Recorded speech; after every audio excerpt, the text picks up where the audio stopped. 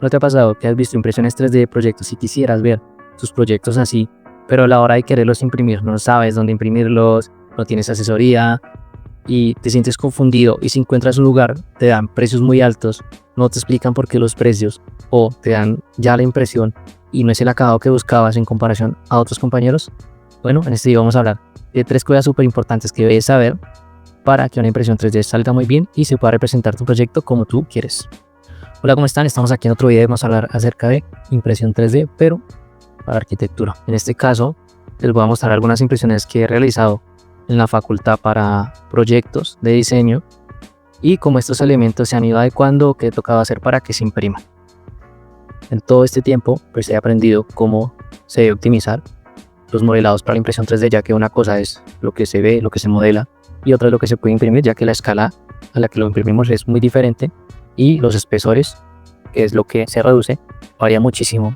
Si no tenemos en cuenta esto, vamos a tener un montón de errores, un montón de conflictos para imprimir, así que vamos a ver todo esto en este momento. Y si este es uno de los primeros videos que ves, me presento, soy Willy Plosma, soy apasionado por la visualización arquitectónica y representación. Me dedico a transformar ideas en imágenes impactantes para la venta de proyectos, representación de proyectos. Entonces vamos a empezar. Entonces aquí tenemos la primera maqueta que se imprimió en 3D. Esto que vemos aquí es un museo que trata de evocar el pasado, el presente y el futuro por medio de 3 volúmenes que estaban rotados completamente en direcciones opuestas, porque la historia cultural y todo el entorno del lugar no estaban acorde con el lugar, no representaban como tal el lugar. Entonces es un tipo de crítica hecha a volumen para adentro explorar toda esta cultura que había en este lugar. Como vemos, está compuesta por 2 partes. La primera es la parte de abajo, el acceso. Tenemos variación de filamentos y añadimos una capa en acrílico cristal para una ventana, una entrada de luz. En el diseño original este tiene muchas, así por todos lados, son muchos cortes, pero pues era muy difícil realizarlas. Vemos escaleras diferentes, puertas diferentes, 3 volúmenes. En este caso este es casi macizo, si se dan cuenta.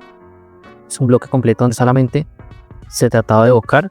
Este es como el espesor que vamos a manejar. Más adelante haré los detalles técnicos de 3 cosas importantes que tenemos que tener en cuenta para que una impresión 3D salga bien. En este caso vamos a rescatar el espesor en esta maqueta. Luego tenemos esta maqueta. Esta fue una maqueta que utilizó muchos conceptos. Utilizó variación de escala, sistema estructural, utilizó temas de llenos y vacíos completamente para alternar entradas de luz, entradas de aire. Otro era el de estructural. Por ejemplo, aquí podemos ver un detalle de las columnas aquí atrás. Columna a columna y cómo esta viga trabajaba así. Podemos ver completamente los espacios, la escalera. Esta escalera fue increíble como quedó. Creo que es de las impresiones más finas que se han podido sacar. Tenemos esta ventanita. O sea, es una maqueta que, si vemos, respeta mucho este grosor. En la vida real, si llevamos esta a la vida real, pues sería muchísimo más grueso de lo que en realidad es, pero hace parte de los 3 elementos que vamos a ver, que son importantes para que una maqueta quede bien impresa. Tenemos detalle del suelo, columnas.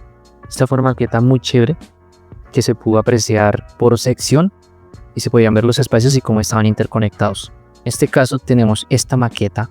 Está compuesta por 4 cúpulas que están unidas entre sí creando dobles curvaturas.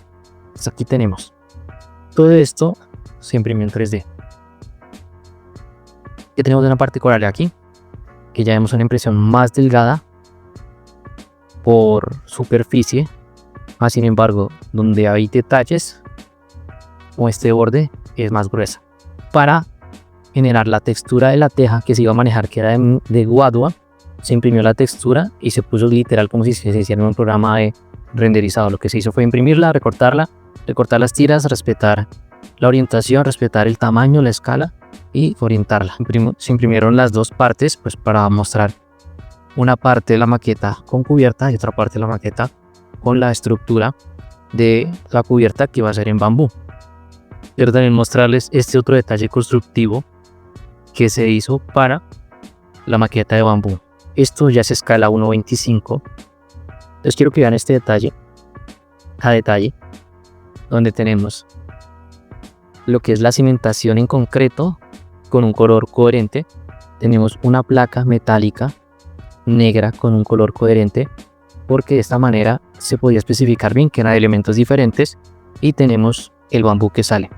Este bambú se puede sacar completamente y se puede tener una percepción más detallada. Por ejemplo, aquí en este lugar tenemos lo que son los anclajes metálicos de la platina para la fundición de concreto, para que al anclar esto pues quede súper fijo.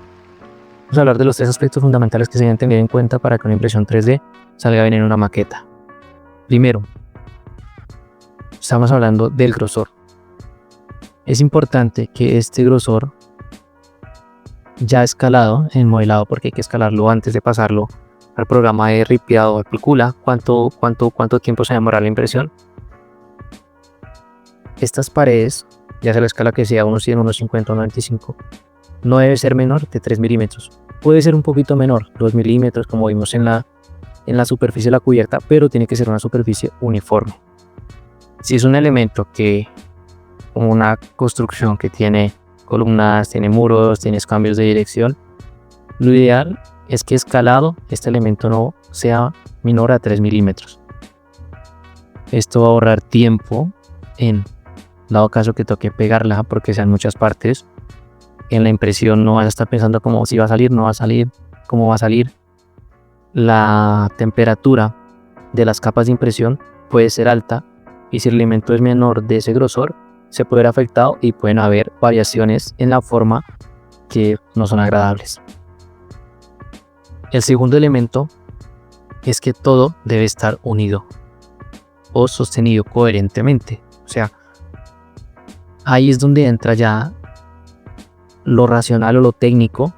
En lo técnico realmente aquí ya entra más lo técnico de cómo realmente se está construyendo. O sea, si tú ves el modelado 3D, él se sostiene sea como sea. Si tú realizaras esa maqueta en físico, de pronto te das cuenta que lo que modelaste no se sostiene. Entonces hay que ser muy coherente en los elementos que van a sostener paredes, y no solamente eso, en las inclinaciones. O sea, si tenemos un ángulo de más de 60 grados, es muy probable que necesitemos soportes.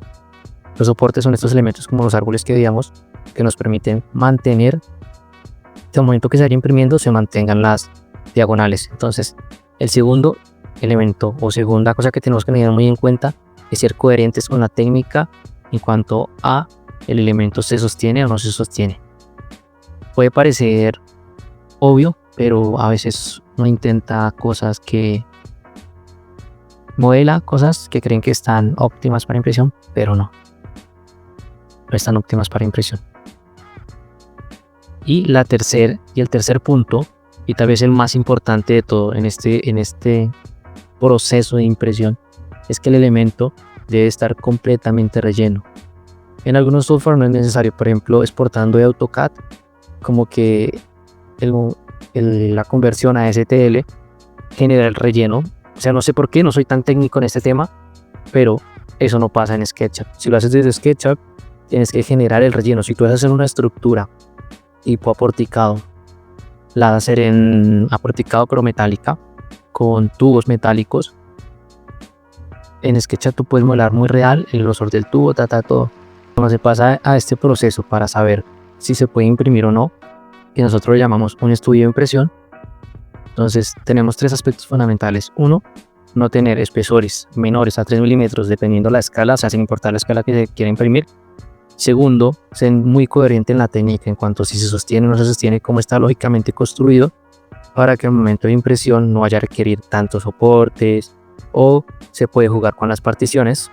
Podemos partir un elemento en varias partes, como en el caso que teníamos de varias alturas, muchos espacios.